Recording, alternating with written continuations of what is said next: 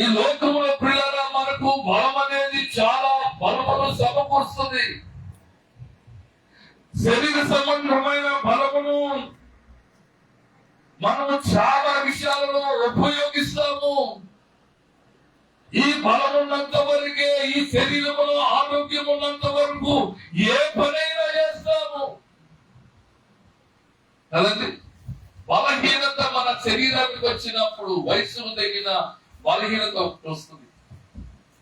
వయసులో ఉన్నప్పుడు ఆరోగ్యం వేరేగా ఉంటుంది, వయసు ఉడికినాక బలము వేరేగా ఉంటుంది. ఈ శరీర సంబంధమైన బలమును మనము చూసుకుంటే పరలోక రాజ్యంలోనికి మనం వెళ్ళలేం. ఏ బలము కలిగి మనము జీవిస్తే పరలోక రాజ్యంలో మనము బ్రతుకుతామంటే ఆత్మ సంబంధమైన బలము కలిగిన వాడిగా ఉండాలి. ఆత్మ సంబంధమైన బలము లేని వాడు పరలోక రాజ్యంలోనికి వెళ్ళలేడు. ఎందుకని? పరలోక రాజ్యము బలహీనులతో కాదు. పరలోక రాజ్యం ఎలాంటిదంటే పరిశుద్ధులతో కూడిన పరలోక రాజ్యం. దేవునికి స్తోత్ర. ఆత్మలో పరపక్యము చెందిన వారిది పరలోక రాజ్యం. ఆత్మ బలము కలిగి దేవునితో సహవాసం చేసేయగలిగిన వాడిదే పరలోక రాజ్యం. అంతేగాని ఈ లోకములో బలహీనతలు కలిగి, ఈ లోకములో ప్రియులారా నానా విధాలమైన శరీర సంబంధమైన జీవితంలో జీవిస్తూ లోకములో కలిసిపోయామనుకోండి, చనిపోతే పరలోక రాజ్యం చేయలేం. లోకములో కొంతమందిని దేవుడు పరలోక రాజ్యానికి చేరడానికి ఇష్టపడ్డు. ఎందుకనంటే అక్కడ బైబిల్ గ్రంథంలో రాస్తాడు, నా తండ్రి చిత్తమును జరిగించిన వారులాగా రండి, ఈ భూమిని సృష్టించిన మొదలుకొని అంతము వరకు ఇదిగో నా తండ్రి మీ కొరకు సిద్ధపరచబడిన ఈ స్థలములోనికి మీరు ప్రవేశించండి. వాళ్ళు ఎవరు అంటే దేవుని చిత్తాన్ని జరిగించిన వారు. దేవునికి స్తోత్ర. హల్లెలూయా. దేవుని చిత్తము జరిగించే విషయంలో మనము ఎన్నడూ కూడా తప్పిపోకూడదు. శోధనలు వస్తాయి, నిందలు వస్తాయి, అవమానాలు వస్తాయి, చులకన భావం ఎదుటి వారిని కలిగించినప్పటికీ కూడా నేను ఎలా ఉండాలి అంటే దేవునితో మనము కలిగి ఉంటే ఆత్మలో మనము బలపరచబడతాం. దేవునికి స్తోత్ర. హల్లెలూయా. చూడండి, ఆత్మ సంబంధమైన బలము విషయంలో కొన్ని మాటలు మనము ధ్యానం చేద్దాం. పరిశుద్ధ గ్రంథంలో చూడండి, మీకా గ్రంథము 3వ అధ్యాయము 8వ వచనములో మనం చూస్తే, దేవుని ఆత్మ కలిగిన వాడు బలహీనతలు మనకు ఎదురైనప్పుడు ఆ బలహీనతల నుండి మనము దేవుని కొరకు మనం నిలిచినప్పుడు ప్రియరా అనేక సందర్భాలు మనకు ఎదురు అవుతాయి. పాపములోనికి విడిచికి వెళ్ళటానికి, శాపములోనికి తీసుకుని వెళ్ళటానికి, దేవుని ఉగ్రతలోనికి తీసుకువెళ్ళటానికి, మన శరీరం మీద అనేకమైన అనారోగ్యాలు కలగ చేయడానికి సాతాను అనేక విధాలుగా మన మీద ప్రభావితం చూపించి మనలను ఆత్మలో కృంగిపోయేటట్లుగా చేస్తాడు. అప్పుడు ఆత్మ సంబంధమైన వాడు ఏం చేస్తాడు అంటే, చదవనా మాటలు చూస్తే మీకా గ్రంథము 3వ అధ్యాయంలో 8వ వచనం అంటాడు, పాపమును ద్వేషించడానికి ధైర్యముగా నిలబడతాడట. దేవునికి స్తోత్ర. హల్లెలూయా. చదవనా మాటను. నేనైతే యాకోబు సంతతి వారికి తమ దోషమును ఇశ్రాయేలులకు తమ పాపములను కనపరచుటకై యెహోవా ఆత్మావేశము చేత బలముతోను తీర్పు తీర్చు శక్తితోను ధైర్యముతోను నింపబడిన వాడై అయి ఉన్నాను. చాలండి. ఏదంటే యాకోబు అంటున్నాడు, ఏమని చెప్తున్నాడంట, దేవుడంట ఆత్మ బలము కలిగిన వాడుగా తన బిడ్డలను ఉంచుతాడంట. ఎప్పుడు అంటే నువ్వు దేవుని ఆత్మ సంబంధమైన ఆ అభిషేకమును, పరిశుద్ధాత్మ అనే వరమును నువ్వు ఎప్పుడైతే ఆపేక్షిస్తావో, పాపముని ఎదుటికి వచ్చినప్పుడు, సాతాను ప్రభావం ఎదుటికి కనబడినప్పుడు, ఎదురాడినప్పుడు, అప్పుడు ఏ విషయంలో నువ్వు బలముగా ఉంటావంటే ఆత్మ సంబంధమైన బలము కలిగి ఉంటావు. దేవునికి స్తోత్రం. హల్లెలూయా, హల్లెలూయా. మనిషి బలహీనత ఏంటంటే, చూడండి, ఏదన్నా బలహీనత వచ్చిందనుకోండి, ఏదైనా చీకటి మన ఎదుటికి వచ్చిందనుకోండి, వెంటనే భయపడతాం. అవునా కదా? చీకటిలోనికి మనం నడవటానికి ఇష్టపడం. భయం, ఎంత భయమో. మన ఇంట్లో మనం ఉంటున్నా లైట్ లేకపోతే మనం నడవలేదు. ఆ గదిలోకి వెళ్ళి ఏదైనా వస్తుందామంటే వాహన తలుపు తీయంగా ఆడక చెయ్యి, మన చెయ్యి ఆడకపోతే లైట్ చిచ్చు బోర్డు మీద తక్కువ బోర్డు లైట్ వేసినాక ఏ పని అయినా దేవునికి స్తోత్రం. ఏ నీళ్ళేగా, నువ్వు నివాసం ఉంటున్నదేగా, నీవు నిత్యము ఆ గదిలో నివాసం ఉంటున్న దానికి భయం ఎందుకు అంటే చీకటి భయం. ఈ భయము చేత నువ్వు ఏమవుతున్నావంటే సాతాను బంధువులోనికి చిక్కబడుతున్నావు. సాతాను ఎందుకు రావడానికి అనేక విధాలుగా ప్రయత్నం చేస్తా ఉంటే ఆ ప్రయత్నంలో పట్టబడుతున్నావు. అదే దేవుని ఆత్మ కలిగిన వాడు అయితే ఏం చేస్తాడంట, దాన్ని ఎదిరించడానికి నిలబడతాడంట. దేవునికి స్తోత్రం. వెంటనే గద్దిస్తాడు. ఏదైనా బలహీనత నిన్ను ఆవరిస్తుందని నీ ఆత్మకు అర్థమైనప్పుడు వెంటనే యేసు నామములో సైతానా నీకు ఇక్కడ స్థలమో లేదు. యేసన్న గారిని ఎందుకు నేను యేసన్న గారిని ఒక మాట సందర్భాన్ని తెలియచేయాలంటే, ఆయన పరిచయం చేస్తున్న దినాల్లో కొన్ని దినాలు నేను కూడా ఆయనతో కొన్ని విషయాలు మాట్లాడటానికి, ఆయనతో నడవటానికి నాకు అవకాశం కలిగింది. దేవునికి స్తోత్రం. ఆయనతో కూర్చున్నప్పుడు కొన్ని విషయాలు అప్పుడప్పుడు చెప్తా ఉంటాడు. చాలా వేరు మాట్లాడతాం, కానీ ఆయన మాట కొరకు ఎదురు చూస్తున్నప్పుడు కొన్ని విషయాలు చెప్తూ ఉంటాడు.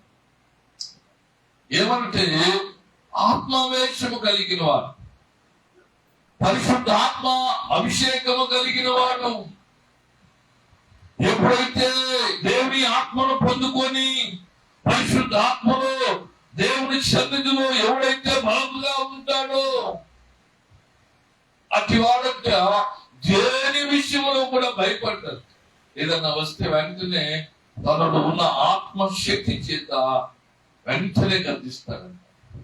సాతానుడు ఎంత గలిబిలి వచ్చినా ఏదన్నా మాట్లాడుతుంటే ఆయనకి అలవాటు ఎక్కువ. నువ్వు ఏదన్నా అరుస్తున్నావు అనుకోండి, మనం ఏమంటారు, నువ్వు బయటికి పోరా అంటాం. కానీ ఆయన అంటారు సైతాన్ అంటాడు. సైతాన్ ఎందుకు ఈ మాట అంటున్నాడంటే, పేతురు గారిని కూడా యేసుక్రీస్తు వారు ఒక మాట ఉన్నారు. ఏమని, అయ్యా పేతురు వచ్చి, అయ్యా మీకు ఒక మందిరం, ఏలియాకు ఒక మందిరం, నీకు ఒక మందిరం కట్టిస్తానయ్యా, ఇదిగో నువ్వు నా మాట ఇంటి అంటే అన్న సందర్భంలో అంటున్నాడు, ఇదిగో నన్ను ఎవరు అనుకుంటున్నారంటే నువ్వు దేవుని కుమారుడు అంటున్నాడు. ఇదిగో దేవుని కుమారుడు మనుషులకు పట్టబోతున్నాడు, శిలువ ప్రాణం ఎక్కి 3 దినాల్లో చనిపోతాడు, 3 దినాల తర్వాత మరలా లెగిస్తాడంటే పేతురు అంటున్నాడు, అయ్యా అది నీకు వద్దయ్యా, అది నీకు రాకుండా ఉండడు కాక. అంటే శిలువ యాగము చేస్తేనే మానవునికి పరిపూర్ణతలోనికి నడిపించబడతాడు. పాపము నుండి శాపము నుండి విడిపించబడుతుంది లోకమంతా. ఆయన రక్తము చేత విమోచించబడతాము, పరిశుద్ధులుగా తీర్చబడతాము. ఆయన శిలువ యాగము ద్వారానే మన పాపములన్నీ తుడిచివేయబడతాయి. దేవుడు తన కుమారుడిని ఈ లోకానికి పంపించి ఆ కార్యం విషయమై తన శిష్యులకు తెలియజేస్తా ఉంటే పేతురు ఏమంటున్నాడు చెప్పండి? అయ్యా, కార్యము జరగటానికి వీల్లేదన్నప్పుడు వెంటనే సాతానా నా వెనక్కు పో అన్నాడు. అంటే ఇప్పుడు పేతురుని సాతాను అన్నాడా, లేకపోతే సాతానులో పేతురులో ఉన్న సాతాను అన్నాడా? అర్థమవుతుందా? ఇప్పుడు నువ్వు బూతు మాటలు భయంకరంగా చెప్తున్నావు వరకు నిన్నేమన్నాలి? ఏమంటారు చెప్పండి? పలానోడు దుర్మార్గుడు అని అన్నారా, లేకపోతే వాడులో ఉండి పలికిస్తున్నామని పిచ్చారా? చెప్పాలి. ఎవడు పలకట్ల అంటే దురాత్మ నీలో ఉంటే నేనేం చేస్తుందంటే నీ నోటిని అపవిత్రపరుచుద్ది. దురాత్మ నీలో ఉంటే నీ మనస్సును పాడు చేస్తుంది. కనుక గతించవలసినది ఏంటి అంటే వానిలో ఉన్న దురాత్మను గతించాలి. దేవునికి స్తోత్రం. హల్లెలూయా. దేవుని సన్నిధిలో నీ కుటుంబము పట్టబడాలి అంటే ఏ విషయంలో నీ కుటుంబం నీ బిడ్డలను బంధించిందో, ఏ విషయంలో నీ భర్తను బలహీనం చేస్తా ఉందో, ఏ విషయంలో నీ భార్యను ఏ విషయంలో బలహీనమవుతా ఉందో, ఆ బలహీనతను నువ్వు గ్రహించాలి అంటే దేవుని ఆత్మ కలిగిన వాడిగా నువ్వు ఉండాలి. దేవునికి మహిమ కలుగులుగాక. హల్లెలూయా, హల్లెలూయా. నీవు గ్రహింపులోనికి రాకపోతే ఎన్ని మందులు పోస్తావో, ఎన్ని హాస్పిటల్ తిరుగుతావో, ఎంత కాడికి వెళ్ళినా ఏ వైద్యం కూడా నీకు సహాయము, ఎక్కడ నీకు నెమ్మది రాదు. ఎక్కడ నీకు నెమ్మది వస్తుందంటే నీలో ఉన్న బలహీనతను వెళ్ళాలి అంటే, నీలో ఏలుబడి చేస్తున్న ఒక సాతాను యొక్క ప్రభావం నీలో నుంచి వెళ్ళపించబడాలి అంటే నువ్వు దేవుని సన్నిధికి రావాలి. దేవునికి స్తోత్రం. హల్లెలూయా. నువ్వు దేవుని సన్నిధికి వస్తే దేవుని సన్నిధిలో ఉన్న దైవజనులు నీ కొరకు ప్రార్థన చేస్తారు. దేవునికి స్తోత్రం. హల్లెలూయా. దేవజనుడు నీ కొరకు ఒక ప్రాంతానికి, దైవజనుడు ఒక ప్రాంతాన్ని ఎన్నుకొని రాడు. దేవుడు పంపిస్తాడు. దేవుడు ఒక సేవకుని ఒక ప్రాంతానికి పంపించాడంటే ఆ ప్రాంతములో ఉన్న ప్రతి విధమైన బలహీనత బంధకాలలో సాతాను చేత కట్టబడుతున్న వారందరినీ విడిపించడానికి దైవజనుడిని మన వద్దకు నడిపిస్తాడు. దేవునికి స్తోత్రం. హల్లెలూయా. ఆ దైవజనుడి చేత మనకు మేలును కలిగించబడతాయి. ఆయన ప్రార్థన చేత కుటుంబాలు బాగు చేయబడుతుంది. కారణం ఏంటంటే ఇదిగో దైవజనుడు ఆ కుటుంబంలోనికి అడుగు పెడుతుండగానే ఆ అడుగు పెడుతున్న ప్రతి అడుగు ఆ కుటుంబానికి మేలుకరముగా మార్చబడుతుంది. కారణం ఏంటి అంటే దేవుడు తన ఆత్మ చేత తన దాసులను అభిషేకించాడు కనుక. దేవునికి స్తోత్రం. అభిషేకించి తల మీద చేయబెట్టి గతించినప్పుడు నువ్వు నమ్మాలి. ఏం చేయాలి? సేవకుని యొక్క ప్రార్థన ద్వారా నా కుటుంబము మేలు పొందింది అని సాక్ష్యం చెప్పేవాడు గొప్పలు. దేవునికి స్తోత్రం. హల్లెలూయా. చూడండి, మొదటి 2 రాజుల గ్రంథములో గనురాలైన ఒక స్త్రీని మీరు చూడగలుగుతారు. గనురాలైన ఒక స్త్రీ ఏమవుతుంది అంటే ఆమె తమ జీవితంలో ఒక కొరత ఉంది. ఆమె తమ జీవితంలో మేలు పొందలేని ఒక జీవితంలో ఆమె మేలు కొరకు ఎదురు చూస్తున్న సమయంలో ఆ ప్రాంతంలో వచ్చిపోతున్న ఒక దైవ సేవకుడు ఉన్నాడు. ఆ ప్రాంతానికి వచ్చి అనేకులను బలపరుస్తూ ఉండగా ఆ ప్రాంతంలో నివాసం ఉంటున్న ఆ గనురాలు ఆమె ఆ దైవజనుడిని గుర్తుపెట్టింది. ఆయన దైవ భక్తి కలిగిన వాడని. దేవునికి స్తోత్రం. దైవ భక్తి కలిగిన వాడని గుర్తెరిగి ఆ సేవకుని పిలిపించుకొని ఆ సేవకుడికి తన ఇంటి మీద ఒక గది కట్టి ఆ గదిలో ఒక మంచం వేసి ఆ మంచము పక్కన ఒక టేబుల్ పెట్టి ఆ టేబుల్ మీద ఒక దీపము పెట్టి ఆ దీపము పక్కన ఒక మంచి చెంబు పెట్టి ఇదిగో ఆయన నివాస యోగ్యముగా ఉండటానికి ఆ గదంతటిని సిద్ధపరుచుకుంది. కారణం ఏంటంటే ఈ ప్రాంతంలో వచ్చిపోతున్న వాడు దైవ భక్తి కలిగిన వాడని. దేవునికి స్తోత్రం. హల్లెలూయా. ఎప్పుడైతే దైవ భక్తి కలిగిన ఒక దైవ సేవకుని ఆహ్వానం తెలియజేసుకుందో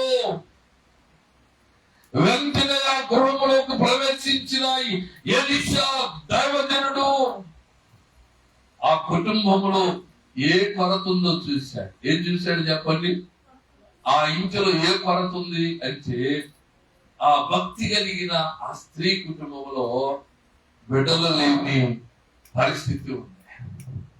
ఎన్నో సంవత్సరాలు ఎదురు చూస్తా ఉంది. ఎన్నో స్థలాలలో ప్రార్థన చేయించుకుంటా ఉంది. ఎన్నో పరిస్థితులలో ఆమె జీవితాన్ని కొనసాగుతున్నప్పటికీ కూడా ఆ కుటుంబంలో మేలు కలగలేదు. కారణం ఏంటంటే దైవజనుడు ద్వారాగా ఆ కుటుంబాన్ని దేవుడు దర్శించాలని కోరుకున్నాడు. దేవునికి స్తోత్రం. ఆ దైవజనుడు ద్వారా ప్రాంతంలో ఒక అద్భుతమైన కార్యము జరిగించాలని ఆశపడ్డాడు. అందుకని ఆమె జీవితంలో ఎన్నో మార్లు ప్రార్థనకు వెళ్ళినా, ఎన్ని ప్రాంతాలు తిరిగినా, ఏ స్థలానికి వెళ్ళినా కార్యము జరగలేదని కారణము ఆ ఎలీషా దైవజనుడు ద్వారా ఆ కుటుంబాన్ని ఆశీర్వదించాలని కోరుకున్నాడు. దేవునికి స్తోత్రం. వెంటనే ఆ కొరతను తెలుసుకున్న ఆ దైవజనుడు ఆమె భర్తను ఆమె పిలిచి ప్రార్థన చేశాడు. ప్రార్థన చేసిన వెంటనే పిల్లరా ఆమెలో గొప్ప కార్యం జరిగించి దేవుని యొక్క గర్భఫలాన్ని దేవుడు అనుగ్రహించాడు. దేవునికి స్తోత్రం. హల్లెలూయా. ఒక దైవజనుడు కుటుంబంలో ప్రవేశించి ఆ కుటుంబ విషయంలో దేవుడి సన్నిధిలో ప్రార్థన చేసినప్పుడు దేవుడు తన ఆత్మ చేత అనేక విషయాలను బయలుపరుస్తాడు. మీరు కుటుంబంలో వాడు చెప్పినా చెప్పకపోయినా దేవుడు తన ఆత్మ చేత దైవజనుడు అభిషేకించి ఆ కుటుంబ పరిస్థితులన్నింటినీ తెలియజేస్తాడు. స్త్రీ గురించి దేవుడు చెప్తాడు, పురుషుడి గురించి చెప్తాడు. ఆ పరిస్థితులు ఆ కుటుంబం ఏ బంధకములో బంధించిందో దేవుడు తెలియజేస్తాడు. కారణం ఏంటంటే దైవజనుడు దైవాత్మ కలిగిన వాడు కనుక. దేవునికి స్తోత్రం. హల్లెలూయా. హల్లెలూయా. అందుకని దైవజనుడు వచ్చి ప్రార్థన చేసినప్పుడు మేలు కలగడానికి గల కారణం ఒక దినాన ఆ గనురాలు యొక్క కుమారుడు చనిపోయాడు. ఈ చనిపోయినప్పుడు తన తల్లి ఇక్కడ లేదు, దూర ప్రాంతంలో ఉంది. ఈ వార్త పనివాడు బయలుదేరి వెళ్ళి ఆ దాసురాలకు తెలియజేశాడు, గనురాలకు తెలియజేశాడు. వెంటనే ఆమె పరుగున వచ్చి తన కుమారుని భుజాన వేసుకొని హాస్పిటల్కి పరిగెత్తింది. అవునా? హాస్పిటల్కి పరిగెత్తిందా? ఎక్కడికి పరిగెత్తింది? మేడ గది పైకెక్కింది. చప్పుడు కొడుతూ దేవుడు మా ఇంటదామా కొట్టు. ఆమెకున్న విశ్వాసం ఎలాంటిదంటే దైవజనుడి మీద ఉన్న అభిషేకపు ఆత్మ నా కొరతలు తీర్చి నా నిందలు తొలగించి నా జీవితంలో కలిగిన అవమానాలన్నీ తీసివేసిన వాడు. ఇదిగో ఆయన ద్వారా కలిగిన ఈ కుమారుడు ఈ దినాన చనిపోయాడు. కానీ నా విశ్వాసము నా దైవజనుడు వచ్చి నా కుమారుడి మీద చేతులుంచి ప్రార్థన చేస్తే నా కుమారుడు తిరిగి బ్రతుకుతాడని ఆమె విశ్వాసం. అందుకనే భుజాన్ని వేసుకుంది, పరుగున పైకి మెట్లెక్కింది. ఆ దైవజనుడు కొనుక్కునే మంచం మీద బిడ్డవాన్ని కొనుక్కోబెట్టి బయటికి వచ్చి గడేసి పరుగునట్టు దైవజనుడు ఉన్న ప్రాంతానికి బయలుదేరింది. దేవునికి స్తోత్రం. దైవజనుడు ఒక ఫలానా ప్రాంతంలో ఉన్నాడని తెలుసుకొని ఆమె వెంటనే దైవజనుడి వద్దకు పరిగెత్తుకుంటూ వెళ్తుండగా చూడండి, ఆ 2వ రాజుల గ్రంథం 4వ అధ్యాయంలో మీరు ఆ ప్రాంతాన్ని, ఆ పరిస్థితులన్నిటిని చూస్తాడు.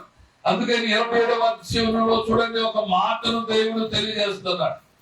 4వ అధ్యాయము 27వ వచనంలో చూస్తే, పిమ్మట ఆమె కొండ మీద ఉన్న దైవజనుడి యొద్దకు ఆమె కొండ మీద ఉన్న దైవజనుడి వద్దకు వచ్చి కాళ్ళు పట్టుకొనెను.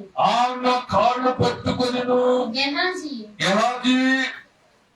ఆమెను తోలివేయుటకు దగ్గరకు రాగా, ఆమెను ఆయన సేవకుడు వద్ద నుంచి తోలివేయటానికి దగ్గరికి రాగా, దైవజనుడు ఆమె బహు వ్యాకులముగా ఉన్నది.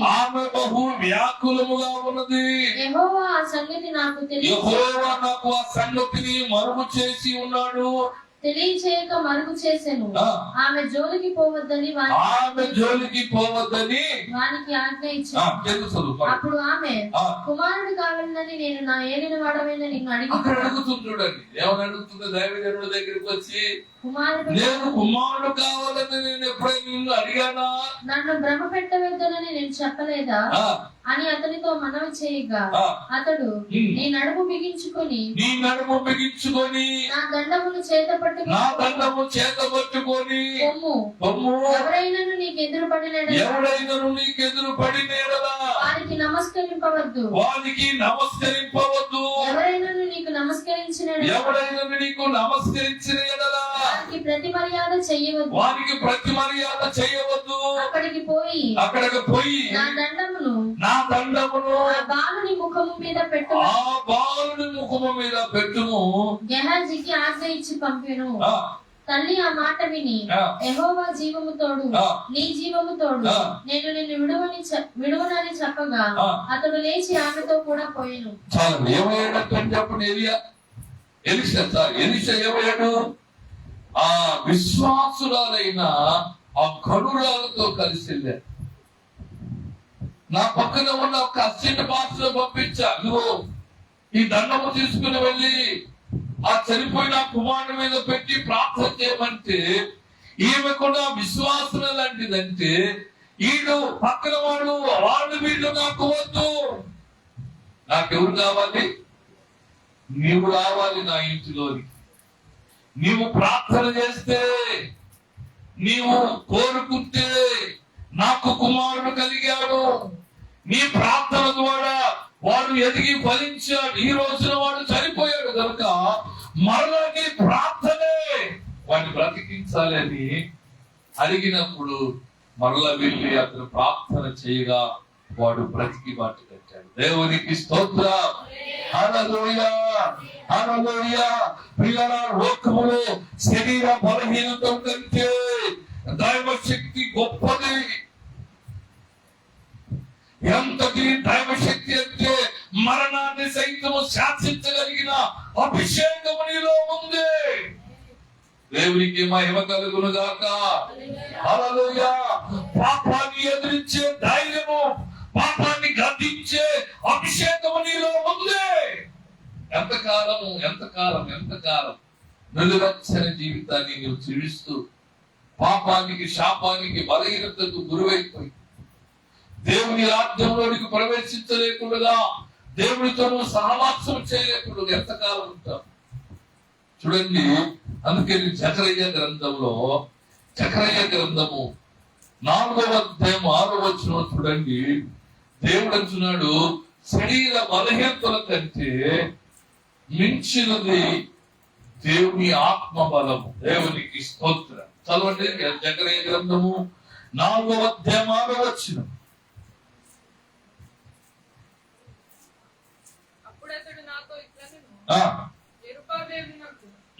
ప్రత్యక్షముగు యెహోవాకు ఇదే శక్తి చేతనైనను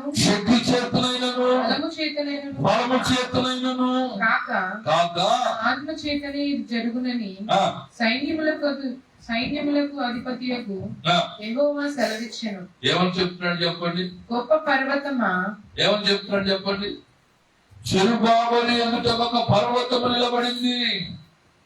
ఆయన ప్రాంతాన్ని వేరే ప్రాంతానికి వెళ్ళడానికి ప్రియులారా, ఆయన మార్గములో ఎదురవుతుండగా, నడుస్తూ ఉండగా పర్వతం ఎదురైనప్పుడు దేవుడు తన దాసులను మాట్లాడుతూ దేవునికి మొరపెట్టగా అక్కడ అంటున్నాడు, నీవు శరీర కనులతో పర్వతము చూస్తున్నావు గాని ఈ పర్వతము ఇప్పుడే నేల మట్టుకు కరిగిపోతుంది అన్నాడు. దేవునికి స్తోత్రం. ఒక మనుషుడు కొండల పగల కొట్టాలంటే ఎంతసేపు టైం పట్టింది? ఎన్ని రోజులు పట్టిందండి? అసలు అయ్యే పనేనా? అవ్వని పని. కానీ దేవుని ఆత్మ చేత, అందుకని అన్నాడు చూడండి, మనిషిని చదవండి, మరలా చదవండి ఆ మాటను, చదవండి ఆ మాటను చదవండి. అప్పుడు అతడు నాతో ఇట్లనెను, జెరుబ్బాబెలునకు ప్రత్యక్షమగు యెహోవా వాక్కు ప్రత్యక్షమై ఇలా చెప్పింది, శక్తి చేతనైన బలము చేతనైనను కాక ఆత్మ చేతనే జరుగునని ఇలాగు జరుగునని సైన్యములకు అధిపతి యెహోవా సెలవిచ్చుచున్నాడు. గొప్ప పర్వతమా జెరుబ్బాబెలును జెరుబ్బాబెలును అడ్డగించడానికి నీవు ఏ మాత్రపు దానము, నీవు ఇప్పుడే చదును భూమిగా అవుదువుగా అన్నాడు. దేవునికి స్తోత్రం. హల్లెలూయా. ఎప్పుడైతే దేవుని వాక్కు ప్రత్యక్షమైందో అయిన వెంటనే పర్వతం ఏమైపోయిందంట? సదును భూమిగా మార్చబడిందంట. తప్పుడు కొడుతూ దేవుని కనపడదామా? హల్లెలూయా, హల్లెలూయా. ప్రియులారా, నీ జీవితంలో పర్వతం వంటి అనుభవం నీకు ఎదురైనప్పుడు, ఇదిగో ఎక్కలేని ఆ శక్తి లేనిదా స్థలముగా నువ్వు ఆ నీ పరిస్థితులు ఎదురైనప్పుడు నువ్వు ప్రార్థన చేయాలి. ఏమని ప్రార్థన చేయాలి చెప్పండి? దేవుని సన్నిధిలో, ప్రభువా, ఈ శక్తిని ఎదుర్కొనడానికి నాకు శక్తి చాలదు, ఈ సమస్యను ఎదుర్కొనడానికి నాకు బలము చాలదు. దేవా, నీవు నాకు బలమును అనుగ్రహిస్తే, దేవా నీ ఆత్మ నాకు సహాయం చేస్తే, దేవా నీవు నాకు తోడుగా ఉంటే ఈ కార్యములు జరిగిందయ్యా, నీవు పూనుకొని నడుము కట్టుకో, నా పక్షములో నీవే యుద్ధము చేయని ప్రార్థన చేస్తే దేవుడు కార్యాన్ని జరిగిస్తాడు.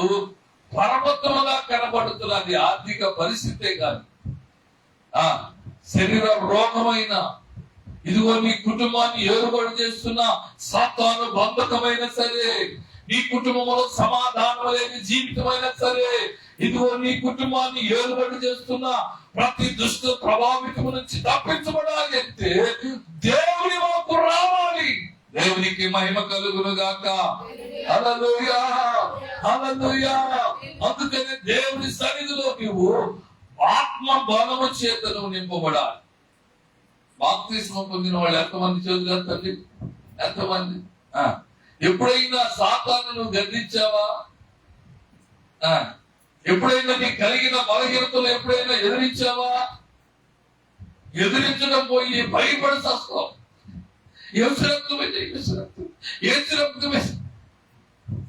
ఎప్పుడైనా నీకు ఆ కలిగిన చీకటిని చూసి ఏడ్చున్నావా? ఏడకి నువ్వు వచ్చేది సైతానా అన్నావా? ఏదైనా బలహీనతను ఆవరిస్తున్నప్పుడు, ఏదైనా బలహీనతను శోధిస్తున్నప్పుడు సాతానా నీకు నా వద్ద అవకాశం ఉండదు, వెళ్ళిపోన్నా. సాతానుడు అనేక విధాలుగా నిన్ను బలహీనపరచడానికి అనేక ప్రయత్నాలు చేస్తూ ఉంటాడు. ఆ ప్రయత్నాలను నువ్వు చిక్కబడకూడదు, ఆ ప్రయత్నాలను నువ్వు పడ్డబడకూడదు. కారణం ఏంటంటే నువ్వు దైవ సంబంధమైన వ్యక్తివి. దేవునికి స్తోత్రం. యేసుక్రీస్తు రక్తములో కడగబడిన వాడు. అబ్రహాముకున్న విశ్వాసం వంటి విశ్వాసము నీలో రావాలి. వెళుతూ తన పరివారితో మాట్లాడాడు, ఇదిగో మేము ఆయనకు బలి అర్పణ అర్పించి నేను నా కుమారుడు తిరిగి ఇక్కడికి వచ్చేంత వరకు మీరు ఇక్కడే ఉండండి అని చెప్పి వెళ్ళిపోయాడు. దేవునికి స్తుతి కలుగును గాక. హల్లెలూయా, హల్లెలూయా. దైవభక్తుడై ఉండి ఆయన చిత్తము చొప్పున ఆయన చిత్తము చొప్పున జరిగించని వారికి జరిగించిన ఎడల జరిగించిన ఎడల ఆయన వాని మనవి ఆలకించును. ఎవరు మనవి ఆలకిస్తారంట? దేవుని చిత్తము జరిగించిన వారి మనవి మాత్రమే ఆలకిస్తారు. నీవు నేను పరలోక రాజ్యములో దేవుని సన్నిధిలో చేయబోతున్న ప్రార్థన దేవుడు ఆలకించాలి అంటే మనలో పాపం ఉండకూడదు. ఆ రీతిగానే ఇంకో మాట చూడండి, ఇంకో మాట చూస్తే పరిశుద్ధ గ్రంథంలో కీర్తనల గ్రంథము 109వ కీర్తన 4 నుండి 7 వచ్చిన చూడండి. 109వ కీర్తన 4. నేను చూపిన ప్రేమకు ప్రతిగా వారు నా మీద పగబట్టి ఉన్నారు. అయితే నేను మానక ప్రార్థన చేయుదును. నేను చేసిన మేలుకు ప్రతిగా కీడు చేయుచున్నారు. నేను చూపిన ప్రేమకు ప్రతిగా నా మీద ద్వేషముంచుచున్నారు. వాని మీద భక్తిహీనుని అధికారిగా ఉంచుము. అపవాది వాడి గుడి ప్రక్కన నిలుచును గాక. వాడు విమర్శలోనికి తేబడినప్పుడు దోషి అని తీర్పు నందును గాక. వాని ప్రార్థన వానికి ఎప్పుడంట చెప్పండి? ఎప్పుడు? మేలు చేసిన వారికి నువ్వు కీడు చేసిన. నీకు మేలు చేసేది ఎవరు లోకంలో? చెప్పండి మా, ఎవరు చేస్తారు? నీకు మేలు చేసిన ఎవరు? మేలు కంటే కీడు ఎక్కువ తలించిన చాలా మంది ఉంటారు. అయిన వాళ్ళే ఏమవుతారు చెప్పండి? మనలను చిన్న చూపు చూస్తారు. మనం ఎంతగా ప్రేమించినా ఆ ప్రేమను ఏం చేస్తారంటే చులకనగా తీసేస్తారు. మనం కావాలని వెళ్ళే కొద్దీ వాళ్ళు మనల్ని ఇంకాస్త దూరం చేస్తూ ఉంటారు. వాళ్ళు మాటలతోనూ వారి పనులతో మనల్ని ఏం చేస్తుంటారు? దూరం చేస్తూ ఉంటాడు. అలాంటి వాడు వెళ్ళి దేవుని సన్నిధిలో ప్రార్థన చేసినా వాడి ప్రార్థన దేవుడు ఆలకించడంట. వాడి పక్షాన సాతానుడు నిలబడతాడంట. ఎందుకు? వాటితో కలిసి పరలోక రాజ్యానికి వెళ్ళనీయకుండా నిత్య అగ్నిగుండంలోకి తీసుకెళ్ళటానికి సాతానుడు వాడు చేయే ప్రతి పనిని శాపంలోకి తీసుకున్నాడు. మేలు చేసేవాడికి నువ్వేం చేయాలంటే కీడు చేయకూడదు. నిన్ను ప్రేమించేవాడిని నువ్వేం చేయాలంటే ప్రేమించాలి కదా. నీ ప్రేమ ఏమవుతుంది చెప్పండి? చాలా మంది ప్రేమని పరిగెత్తి కీడు చేస్తా ఉన్నారు ఈ రోజుల్లో. చెప్పండి, ఒకడు నేను నిన్న ఒక చోట పేపర్ చదివా. ఒక అమ్మాయినంట ప్రేమించి ఎవడబడుతూ ఎలా చేస్తా ఉన్నాడు. రోజు చూస్తా ఉంది. ఒక రోజు కానిస్టేబుల్ చెప్పింది, పోలీస్ స్టేషన్కి వెళ్ళి, అయ్యా నన్ను చంపుతాను అన్నాడు, నాతో మాట్లాడకపోతే, నా దగ్గరికి రాకపోతే, నాతో ఉండకపోతే నిన్ను ముక్కలు నలుగుతానని గొడవ చేస్తున్నాడు అయ్యా. వాడు వీపులో కత్తి పట్టుకొని తిరుగుతున్నాడు అయ్యా. బయట కనపడకుండా నన్ను ఆ కత్తి చూపించి నన్ను పట్టించి చూపించల్లా భయపడతాడు అని చెప్పింది. వెంటనే ఆ కానిస్టేబుల్, నువ్వు రేపు వచ్చే రోజున నువ్వు ఏ రోడ్లో వస్తావు చెప్పు, ఆ రోడ్లో మేము ఉంటామని ఆ సహోదరికి చెప్తే, ఆ రోడ్లో నడుచుకుంటూ వస్తా ఉంటే వీడు వెనకబడి ఊపిరి తిరుగుతా గందరగోళం చేస్తా వెంటబడుతా ఉన్నాడు. వాళ్ళ దగ్గరికి రాగానే కానిస్టేబుల్ చాకచక్యంగా ఏం మాట్లాడకుండా వాడిని 2 చేతులు పట్టుకున్నారు. మొదటి దేవునికి స్తోత్ర. 2 చేతులు పట్టుకొని విడిచి వెనక వాడికి ఈపిలో పట్టుకుంటే కొబ్బరి బొట్టలు ఖర్చు పొందవాడు. ఇది నన్ను పోలీసులు పట్టిస్తావా, నేను బయటకు వచ్చి నేను నరుకుతాను అంటాడు. ప్రేమ ఏమైపోయింది? ఏమైందండి? కీడైపోయింది. ఈ రోజులలో పిల్లరా, ప్రేమ ఈ లోక సంబంధమైన ప్రేమ శాశ్వతమైనది కాదు. వాడు ఆశించినది నెరవేర్చకపోతే కీడు తలిస్తాడు. కానీ నిన్ను ప్రేమిస్తున్న ప్రేమ ఎలాంటిదంటే శాశ్వతమైన ప్రేమ. అది నిరంతరము నిన్ను వెంబడించే ప్రేమ. నీవు పాపములో పడిపోయినా, శాపములో పడిపోయినా, ఇదిగో నువ్వు దేవునికి దూరస్తులుగా భయంకరమైన జీవితము నిన్ను జీవిస్తున్నా, నిన్ను ప్రేమించే ప్రేమ. దేవుడికి స్తోత్రం. హల్లెలూయా.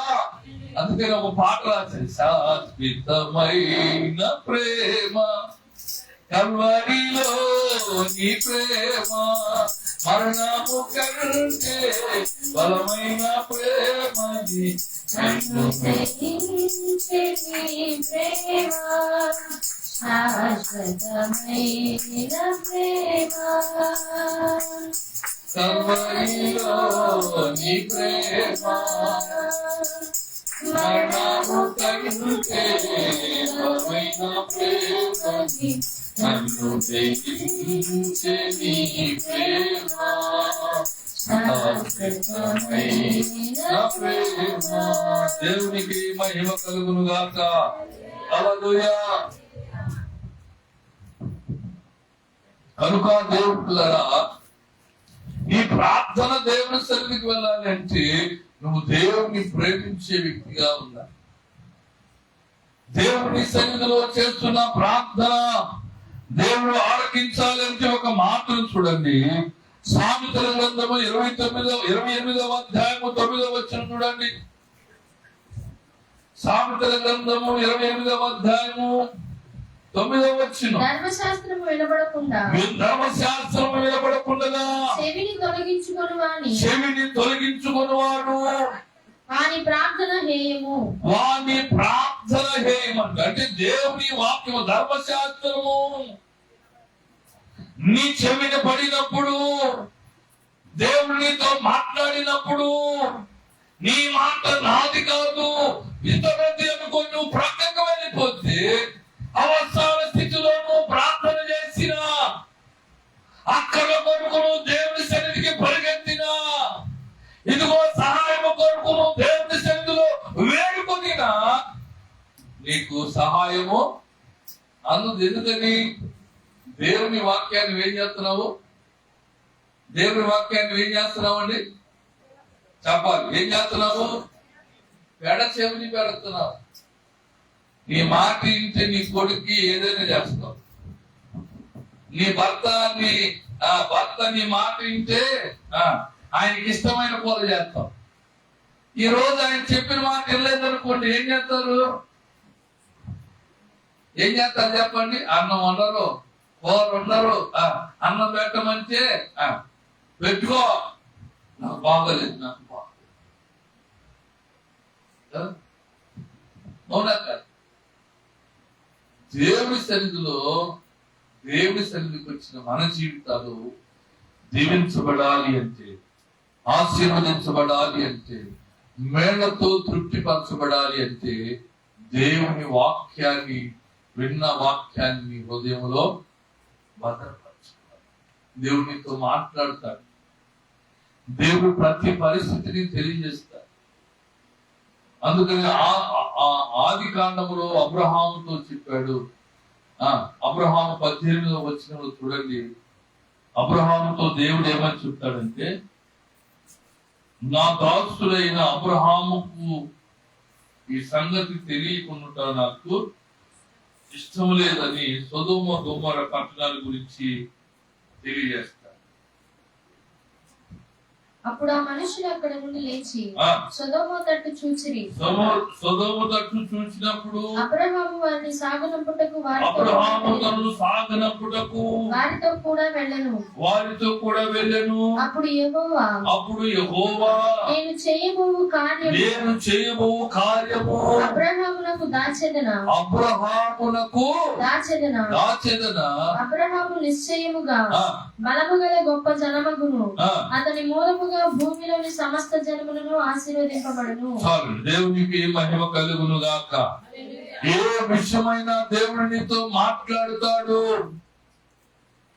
అది కళల ద్వారాను, దర్శనము ద్వారాను, ప్రవచనాల ద్వారాను, వాక్యము ద్వారాను, దేవుని ఉపదేశం ద్వారాగా దేవుడు మనతో మాట్లాడుతాడు. మాట్లాడినప్పుడు నీవు నేనేం చేయాలి? అమ్మా, ఈ మాటలు నాకు కాదులే చూడకూడదు. అది చెప్పండి, ఇవి నా మాటలే, నా కొరకే, నన్ను బాగు చేయటానికి, నన్ను కట్టడానికి, నన్ను నిలబెడటానికి, నన్ను ఆశీర్వదించడానికి ఆయన నాతో మాట్లాడుతున్నాడు. కనుక దేవుని మందిరంలోకి వెళ్ళిన నేను దేవుని మాటల చేత నా జీవితాన్ని సరి చేసుకోవాలి.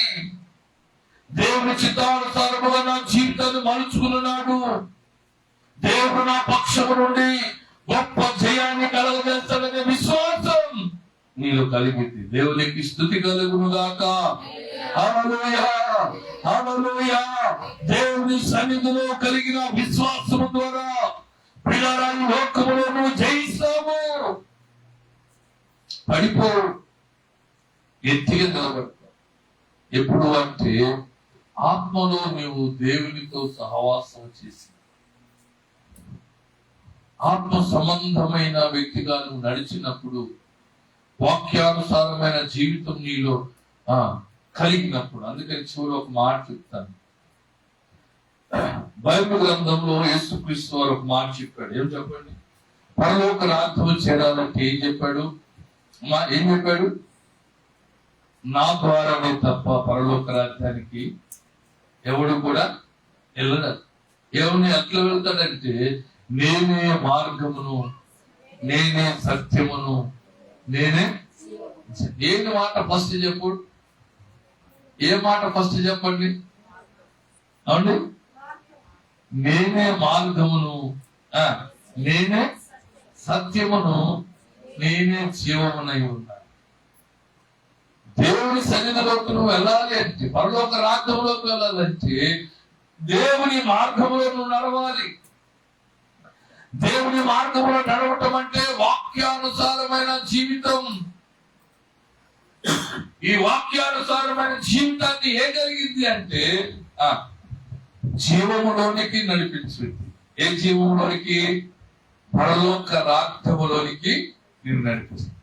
అతి కృప మనకందరికి దేవుడు దయచేసి నడిపించి బలపరచునుగాక. తలవంచండి, ప్రార్థన చేసుకున్నాం. తీర్మానం చేద్దాం. తీర్మానం చేసుకున్నాం.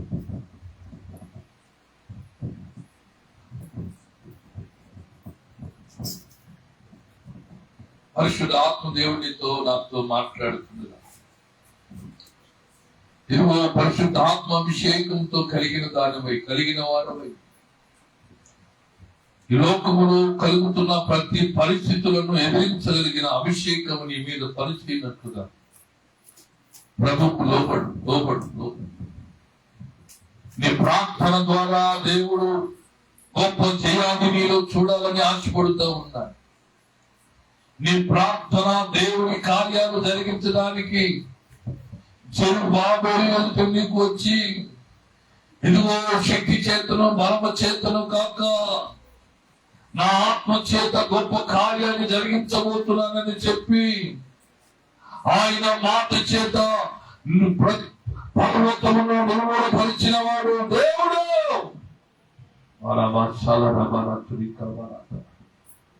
ప్రార్థన